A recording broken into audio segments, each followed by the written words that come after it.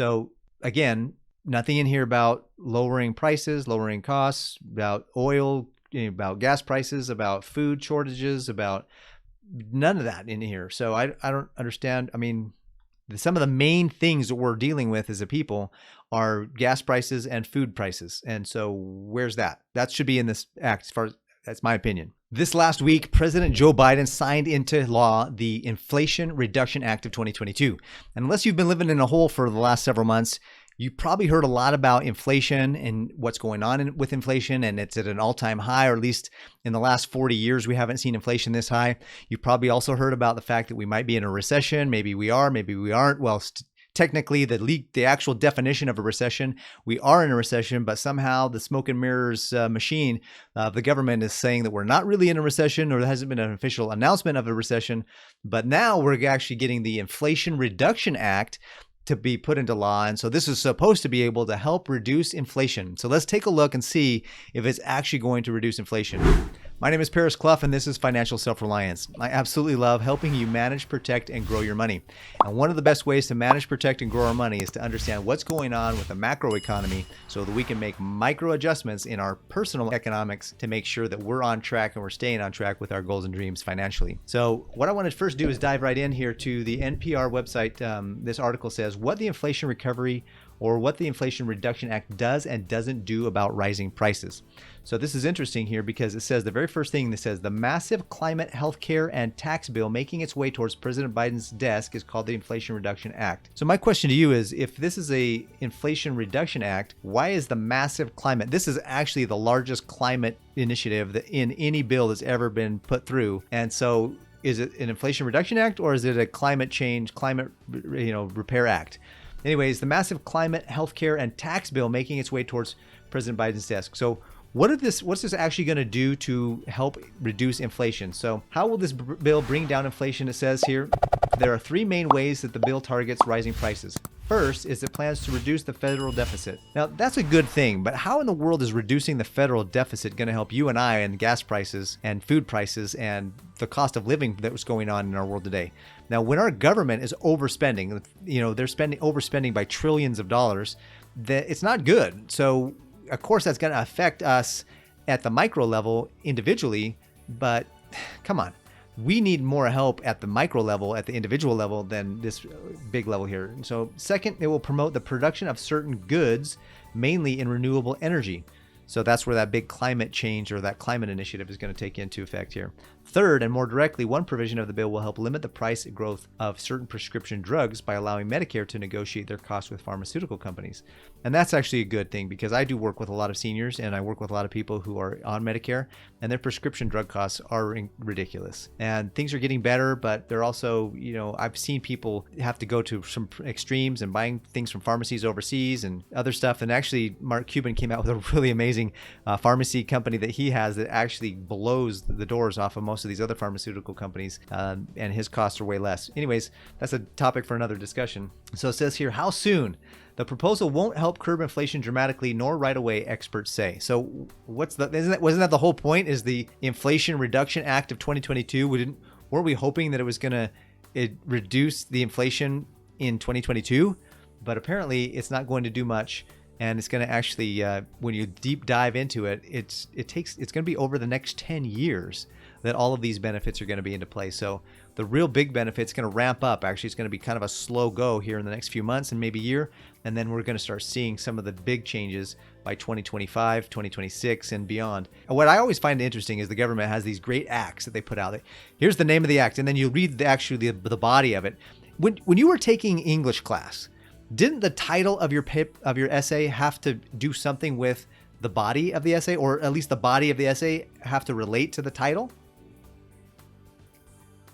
I don't know. Anyways, so let's jump into the information here, the Inflation Act by the numbers.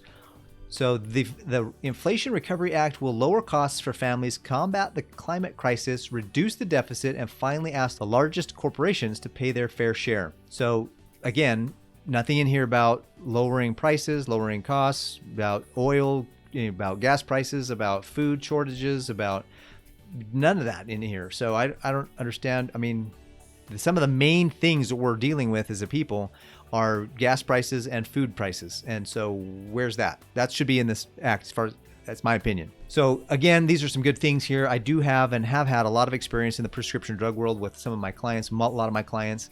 And the ability to have Medicare now negotiate and reduce the prices on some of these prescription drugs is going to be a good thing for people. But I don't know how it relates to the inflationary process, other than when you reduce the prices of things, it reduces the costs. And so that's going to help affect inflation a little bit too. So yes, it will help inflation. So it's going to go in there. It's going to help those people with that. All right. So the next big item here is clean energy. Lowering energy costs is going to help energy efficiency be a big thing, and creating the environmental changes is going to help families save. Apparently, saving with tax credits, they're going to be able to save on clean energy. They're going to give rebates, and they're even actually having a really big tax credit for electric vehicles or EV vehicles. So up to $7,500 in tax credits. It's supposed to help increase solar panels with homes and help people reduce harmful pollution. Those are all good things. Those are all things that we should be looking forward to and desiring in our environment. But I just think it's funny that it's in the Inflation Reduction Act. Like, what does that have to do with Inflation Reduction Act? The next big item here is taxes. And one of the big things that they're scaring us with, and we've probably seen this in the news and probably seen this going all around Twitter and Instagram and all around YouTube, is these 87,000 IRS agents that they're going to be hiring. Well, it's over 10 years, remember? They're going to be hiring 87,000 agents over the next 10 years. They're going to do a few thousand each year, and it's going to start small and it's going to grow over time as they get the ability to do it. The other thing that you're not really thinking about, or one economist YouTuber that I listened to pointed out, is that over the same time period, there's going to be about 50,000 people that are going to retire from the IRS. So as they're hiring 87,000 and 50,000 people are retiring, so we're going to see a massive amount of retirees leave as well as these people hiring. So it's really going to end up only being about 30,000 kind of a net growth over the next 10 years. So 30,000 over 10 years is only about 3,000 a year. So that's another thing that's important to kind of keep note of, is that even though they are, yes, going to be increasing the amount of IRS auditors, it's going to be over a long period of time, over the next 10 years, and there's going to be retirees. So the net gain is not going to be as scary. So some of the other things here they're supposed to do, remember, they're going to, make these corporations pay their fair share. Well, one of the things that not a lot of people realize is that the tax codes are actually written for business owners and corporations. They have the best tax credits. They have the best tax write-offs. There's so many things that people can do legally, legally. These are all things that are legal. I run a business myself. I know all the things that I can write off. I look at my gross income, and then I look at all my write-offs, and then I look at my adjusted gross income or my net income, and it's significantly less because I can write off a ton of things. And so there's actually a reason why corporations don't pay taxes. There's a reason why these places don't, because they use the tax codes to be able to do what they can do to pay as little tax as possible, because that's what they're doing. They're providing a value back to the economy with jobs and with goods and services that they're providing to the economy. They're actually doing good to the economy. They don't need to necessarily pay taxes to do good, because they're doing good with their business model. They're doing good by providing jobs and other things. And so it's just crazy that these guys are always trying to get after these corporations for paying taxes. The other thing that's interesting is that over the last several years, at least in 2020, 2021, because of the pandemic, a lot of these companies had losses. And so these capital losses are actually carrying forward. Even though they're making a profit this year, it could actually be zero on the books and for taxes as an adjusted gross profits, because the losses carry forward and the profits this year may not surpass the losses. And if that's the case, then you're going to get 15%, which is what they're saying here is a 15% minimum tax on corporate profits. 15% of zero is zero. Like, it's not going to help.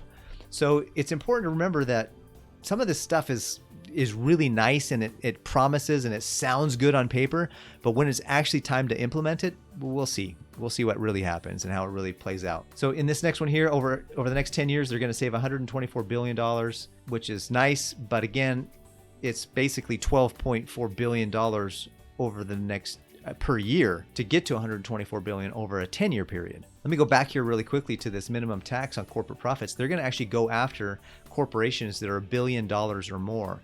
well, as well as I do, that they're going to eventually go to those that with $500 million, and then it's okay, 100 million, and then they're going to keep lowering the bar so that they can get more and more of this 15% tax on more and more companies. Right now, they're promising to make no family, it says here, and no family making less than $400,000 will see their taxes go up a penny, which is interesting because with inflation, it's kind of a hidden tax, and so we're seeing these things happen, but they're smoke and mirroring it. They're like, look over here, don't look over here, and so we're getting caught in some pretty interesting situations here. So reducing the deficit, this is really good. This is the next section here. This is something we definitely want to be able to do and reduce the deficit. It's like, if your bills are $2,000 a month, but you only earn $1,000, you shouldn't be spending $2,000 if you're only earning $1,000. You need to figure out a way to spend less than what you're earning. And the government hasn't figured out how to do that yet. And so this last year, 2021, I think the earnings were $3.1 trillion and the spending was $5.3 trillion. So it's like a $2 trillion plus deficit. Now, trillions of dollars doesn't really, it's just a big number, sure. But it's at the end of the day, if you spend more than you make, it's not good and you're going to go the wrong direction. So this is supposedly supposed to help reduce the deficit, which will then reduce their desire to print more money. It will help the whole overall macro economy by doing that. And so I guess, that will reduce the inflation. However, it'll take a lot of years for us to see the effects of that. We're not going to see that this year. So what's also kind of cool is that Penn Wharton did a budget model and they ran the numbers of this particular act to see if it would actually produce the results that the government is promising that the results will be.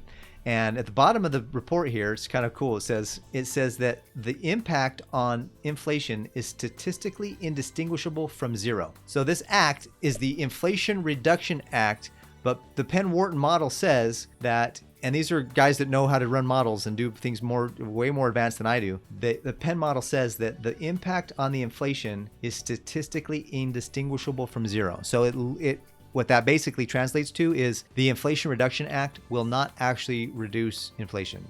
Statistically, we will not be reducing inflation by having the Inflation Reduction Act, which boggles my mind. The whole point of the act is to do this, and we're not doing it. Anyways, let's just recap here with a summary. This is actually off of democrats.senate.gov. This is the one-page summary. The total revenue raised, what they're projecting will be raised. This is not actually going to be raised. This is actually what they hope will be raised. They made this PDF in a particular order. They put the revenue raised on top and the total investments on the bottom so that you'll see the top first. But basically, they're saying that we're going to go spend $437 billion in hopes that we can raise $737 billion, which will give us a $300 billion difference, and we'll use that to reduce the deficit. That's like saying that if you had a $10,000 debt and you had $5,000, you're going to, instead of paying down the debt, you're going to take that $5,000 to the casinos or to the racetrack, and you're going to bet it to hope that you get $10,000 out of it to then pay down the debt. So they're going to spend $437 billion in hopes that they'll make $737 billion back, and then that $300 billion excess is what they're going to use to reduce the excess spending. Do you see where the smoke and mirrors is really happening here? So there's 8 ways this is supposed to help the average person. It's going to expand Medicare benefits. It's going to lower energy bills, makes historic climate investments, lowers healthcare costs, creates manufacturing jobs in the climate change sector, invests in disadvantaged communities, closes tax loopholes used by the wealthy, and protects families and small businesses making $400,000 or less. Well, we'll see if that actually happens. I hope that you got a lot out of this video. I hope that you understand a little bit more about the Inflation Reduction Act and what it really is and what it really isn't. And you make your own determinations. I'd love to hear your thoughts in the comments below. Let me know what you think that this act is really all about. And if you missed the last video I produced, you can find it here. Go ahead and subscribe to the channel up here and check out the video that YouTube thinks you might like up here. Until the next time, have a great day.